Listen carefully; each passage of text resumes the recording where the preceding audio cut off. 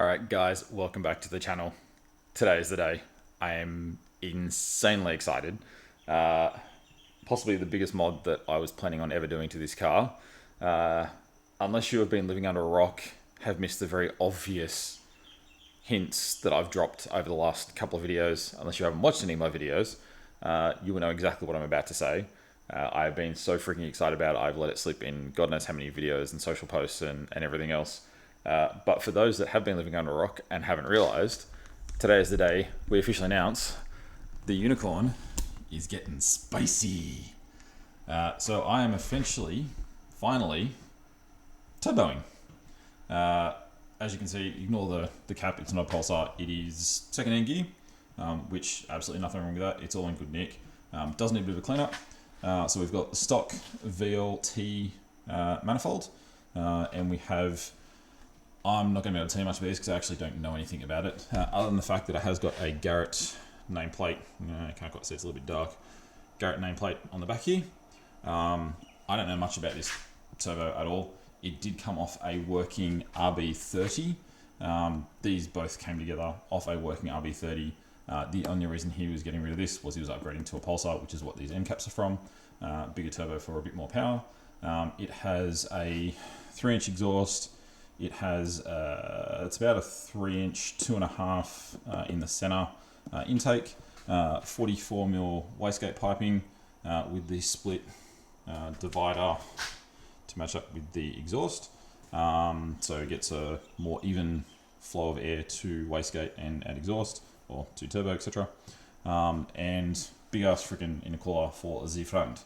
Yeah, as you can say, unless you've been living under a rock the last couple of videos or haven't watched any of them, I've dropped so many hints. It was in the last video. I completely forgot it was on the bench. I'm just so excited about it that I recorded, and yeah, you would have seen it anyway. So this is possibly the worst possible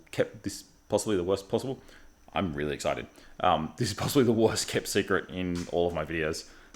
Super fucking pumped. Like, this is, yeah. I'm not gonna lie, this is a day that I never thought I would see coming. I'm absolutely frothing to fucking get this thing going. So the last couple of videos doing the VL injectors, they were off a VLT. The bigger flow is needed for the turbo to get more boost, or to enable the boost. The beauty is I'm essentially doing a VLT conversion, so I don't need anything fancy. The VL manifold turbo is a little bit bigger than the stock. The injectors will run the ECU, will run everything. The only things I need to get now is a wastegate, which I'm going to be getting a PSR or a pulsar wastegate, some piping obviously, and a boost control, which I'll just be getting a turbo spark, just a manual turbo spark manual boost control, just a tee off. Outside of that, it's all about fitting and making it fit.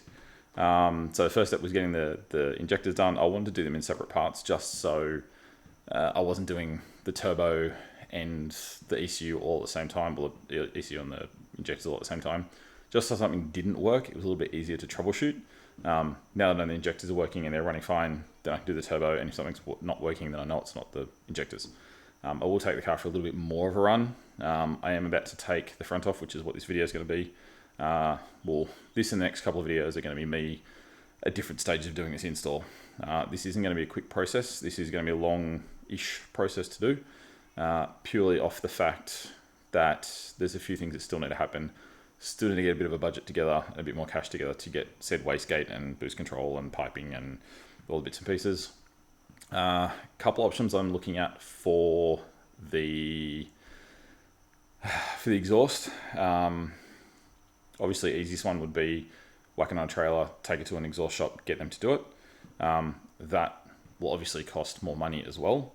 I do have the skills to weld. I don't have a welder though.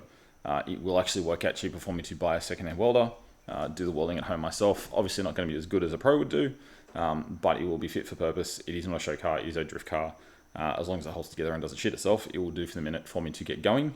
I do eventually have to do a bunch of other stuff as well. To start with, the plan is I'm going to be running it really low boost, basically just to test the system and make sure everything works. Ultimately, I need to remove the head, do ARP head studs, do a MLS gasket for the head, and a few other little bits and pieces, that's a big chunk of money and will take forever if I wait to do all that all at the same time. Will take forever to get this on the car.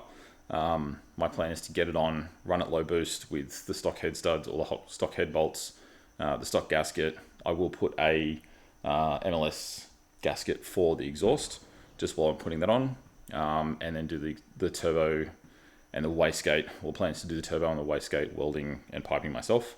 Intercooler piping I can do. There is a little bit of finagling to be had to make the intercooler fit. Unfortunately, the biggest thing that I'm going to be bummed about is it looks like I'm going to lose my AC because there's just no way of fitting the intercooler on the front with AC. The other issue is once this big mofo is on the front, it's going to be hanging out the ass or hanging out the front of the car pretty obviously. How unobvious that is going to be to a cop and it being defectable, we'll see. This may be the end of said road car Skyline and may be track car only, but we will see what it looks like. We will see how well it runs.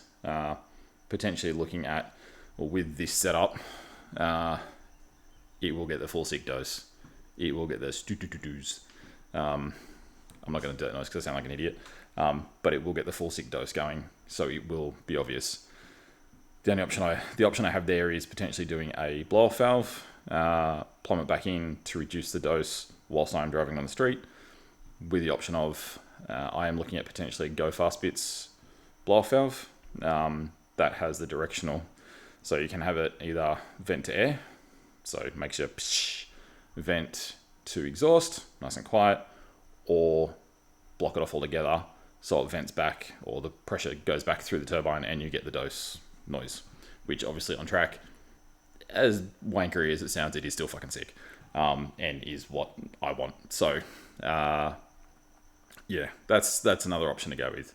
But to start with, it will just be straight bolt on this stuff, get it working on low boost, make sure it works, make sure the system all works, make sure the car works, make sure there's no leaks, no hose problems, no exhaust leaks, stuff like that.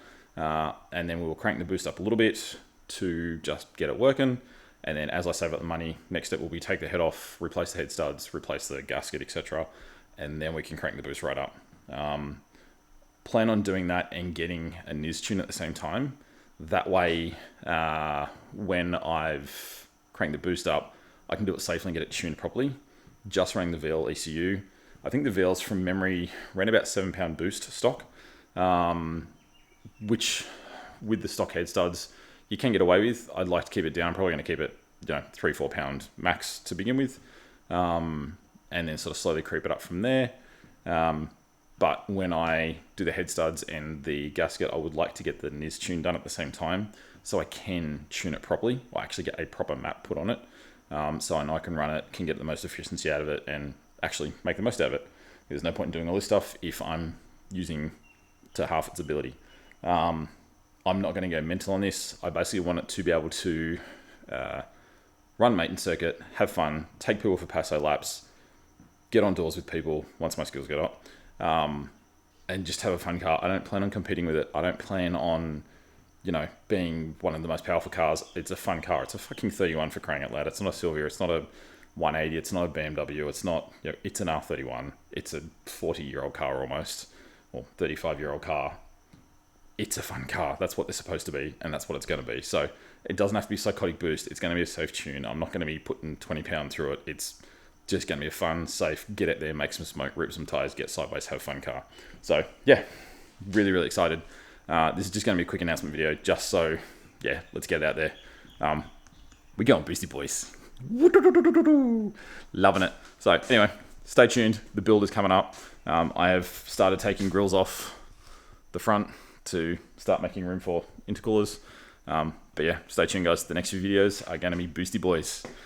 I'm fucking pumped. This is going to be so sick. Don't forget, like, subscribe, follow, comment below. Stay tuned, because this shit going to get spicy. See you out on the track. Hey guys, so one thing I quickly forgot to mention in all my excitement in recording that last video, as part of the celebration, I suppose you'd say, of the Unicorn going spicy and getting turboed, I've actually come up with a exclusive merch range, which I will put up here and here, so you can go check it out. Basically to celebrate, I'm doing a couple of new designs that I've been wanting to do for a while, but didn't really want to until, for obvious reasons, the Unicorn had been turboed or is in the process of being turboed. So jump on the merch store. I'll put the link down here, put in the description down below the video as well. Go and check it out because, yeah, pretty cool little designs. I'm pretty happy with them, so I hope you are too. But go check them out, see what you think, grab a couple and rep them out at the track. Love to see you in them.